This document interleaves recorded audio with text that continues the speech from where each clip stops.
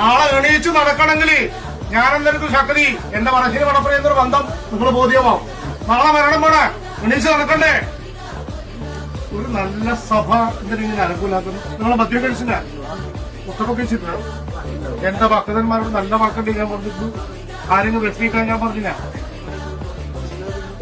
ബോധ്യമാവും. ഇനി ശബ്ദം ഉണ്ടാവും പാടില്ല. മനസ്സിന് മൊത്തം ഇവിടെ വന്നത് നിങ്ങളെല്ലാം കാണാനും നിങ്ങൾക്ക് അനുഗ്രഹം തരാൻ പറ്റില്ല. ദേഷ്യം ഒന്നും എന്നോട് എന്താ ഇങ്ങനെ ആയിപ്പോയത്? നല്ല സ്നേഹമില്ലാതെ എന്താ ഇങ്ങനെ പെട്ടെന്ന് ദേഷ്യം ചെയ്യുന്നു? മുത്തപ്പനോട് സ്നേഹമുണ്ട്, അത് മതി. എന്റെ മനസ്സിന് മടപ്പൊരു എത്ര കഴിക്കുണ്ടെങ്കിലും നിയന്ത്രിക്കാൻ ഞാനില്ലേ.